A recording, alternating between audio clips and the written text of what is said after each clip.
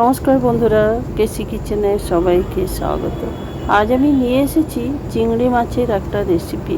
এইরকম চিংড়ি মাছের রেসিপি আমরা সকলেই পছন্দ করি। চলো দেখে নিই আমি কিভাবে বানাচ্ছি। দেখো, আমি কিছুটা চিংড়ি মাছ নিয়েছি, সেগুলোকে খুব ভালো করে প্রথমে ধুয়ে পরিষ্কার করে নিয়েছি। এরপরে নুন আর হালকা হলুদ মাখিয়ে নিলাম, খুবই হালকা হাতে মাখিয়ে নিতে হবে। মাখিয়ে নিলাম। তারপরে এইদিকে একটা কড়াই চড়িয়ে তার মধ্যে আমি সর্ষের তেল দিয়েছি গরম হবার জন্য। তেলটা আমার গরম হয়ে গেছে। এবারে সমস্ত যে গলদা চিংড়ি সেগুলোকে আমি ভালো করে ভেজে নেব। আর চিংড়ি মাছ খুব বেশি রকম কড়া করে ভাজার দরকার নেই, তাহলে কিন্তু এটা ভীষণ শক্ত হয়ে যায়। দেখো, সমস্ত মাছগুলোকে আমি প্রথমে ভেজে নেব।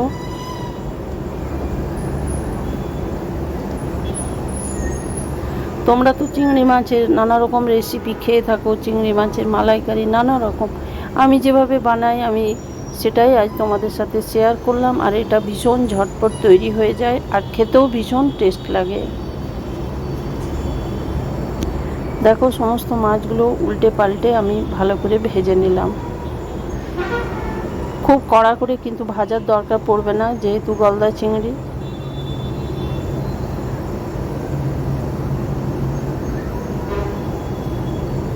এবারে দেখো, আমার ভাজা হয়ে গেছে, হালকা লাল হয়ে গেছে। এবার আমি সমস্ত মাছগুলোকে কড়াই থেকে আস্তে আস্তে উঠিয়ে নেব।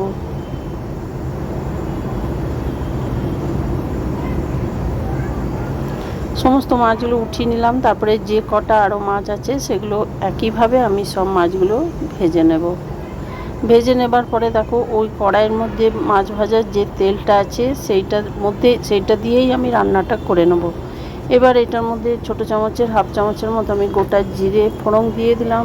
তার সাথে গোটা গরম মশলা, এলাচ আর দারচিনি দিয়ে দিলাম। এলাচ দারচিনিটা দিয়ে দেওয়ার পর ভালো করে একটুখানি নেড়ে চেড়ে নিলাম গরম মশলা আর জিরেটা। এরপরে আমি একটা পেঁয়াজকে ছোট করে কেটে রেখেছি, সেই পেঁয়াজটা আমি দিয়ে দিলাম। পেঁয়াজটা বেশ ভালো করে ভেজে নেব।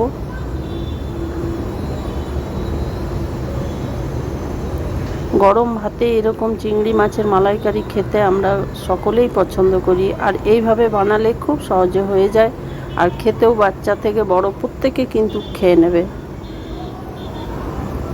দেখো, সমস্ত পেঁয়াজটা আমার ভাজা হয়ে গেছে, লাল হয়ে গেছে।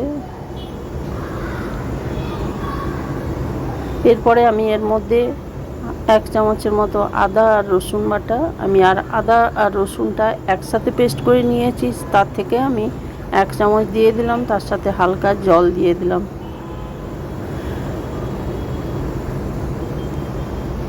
হালকা জলটা দিয়ে দেওয়ার পরে একটুখানি বেশ ভালো করে নেড়ে চেড়ে নিলাম।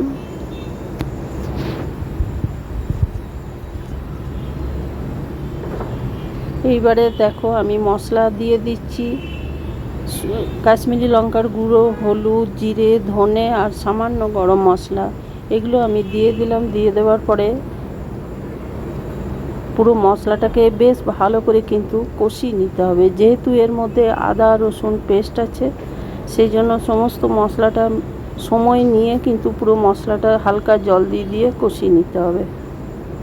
নাহলে কিন্তু রসুনের যে কাঁচা গন্ধ সেটা তরকারি বা মাছের মধ্যে চলে আসবে।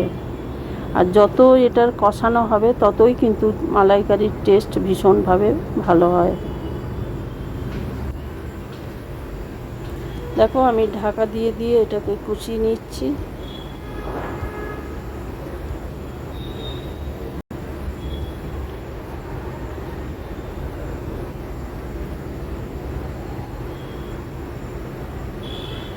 এইবারে আমি এর মধ্যে পরিমাণ মতো নুন দিয়ে দিলাম। আমি কিন্তু আগে নুনটা দিইনি, মাছের মধ্যে নুন আর হলুদ দিয়ে মাছটাই ভেজে নিয়েছিলাম। নুনটা দিয়ে দেওয়ার পরে দেখো, বেশ খানিকক্ষণ ধরে আরও কিন্তু কষিয়ে নেব।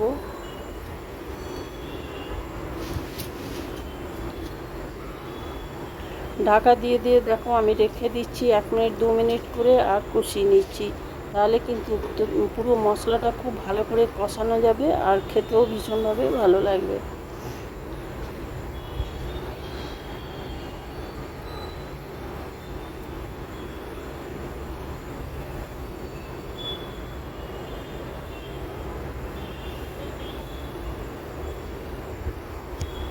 দেখো সমস্ত পেঁয়াজ আর এগুলো আমার নরম হয়ে গেছে একদম।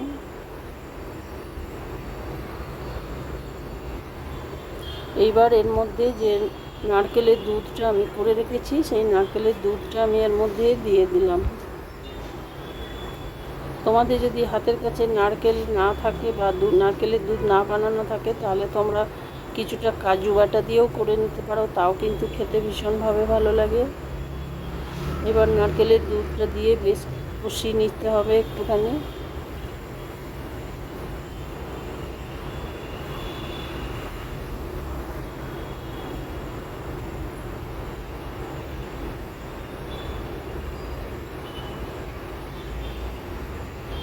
এটাকে একদম দেখো লো ফ্লেম করে আমি ভালো করে নেড়ে চেড়ে নিয়েছি। এইবার কিন্তু লো ফ্লেম করে ঢাকা দিয়ে রেখে দিলাম বেশ কিছুক্ষণ, তাহলে পুরো মশলাটা একদম খুব সুন্দরভাবে কষানো যাবে। দেখো কষানো হয়ে গেছে, তেলটা উপরে ভেসে গেছে, একদম মশলা একদম সুন্দরভাবে কষানো হয়ে গেছে।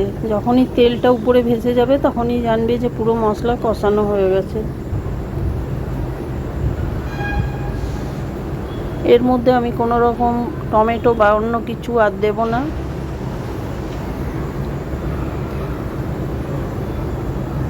এইবারে দেখো মশলাটা সম্পূর্ণ কষানো হয়ে গেছে। এবার আমি চিংড়ি মাছ যেগুলো ভেজে তুলে রেখেছি সেই চিংড়ি মাছটা আমি এই মশলাটার মধ্যে দিয়ে দিলাম। মশলাটার মধ্যে দিয়ে দেওয়ার পরে মশলাটাও একটুখানি বেশ ভালো করে চিংড়ি মাছগুলো মশলার মধ্যে মাখিয়ে নেব। 1 মিনিটের মতো চিংড়ি মাছটাকেও মশলার সাথে সমানে একটু নেড়ে যেতে হবে। এরপরে দেখো মশলাটা দিয়ে কষানো হয়ে গেছে চিংড়ি মাছটায়। এরপরে আমি 1 কাপের মতো জল দিয়ে দিলাম। যেহেতু গ্রেভিটা একটু বেশ মাখো মাখো হলে চিংড়ি মাছের মালাইকারি খেতে ভীষণ ভালো লাগে, সেই জন্য আমি 1 কাপের মতো জল দিলাম। জল দিয়ে সমস্ত মশলা চিংড়ি মাছ নেড়ে দিলাম খুন্তি দিয়ে, নিয়ে ঢাকা দিয়ে 2 মিনিটের জন্য আমি রেখে দিলাম। 2 মিনিট পরে দেখো ফিরে এসে দেখাচ্ছি একদম সুন্দরভাবে হয়ে গেছে চিংড়ি মাছের মালাইকারি। এবারে আমি দেখো গ্যাসটা বন্ধ করে দিলাম। আমার রেসিপি যদি তোমাদের ভালো লেগে থাকে তো লাইক শেয়ার ও কমেন্ট অতি অবশ্যই করে দিও। নতুন বন্ধুদের সাবস্ক্রাইব করার অনুরোধ রইল। দেখো গ্যাসটা বন্ধ করে দিয়ে আমি হাতায় করে তুলে দেখাচ্ছি। খুব সুন্দরভাবে হয় এভাবে, আর টেস্টও ভীষণ ভালো হয়।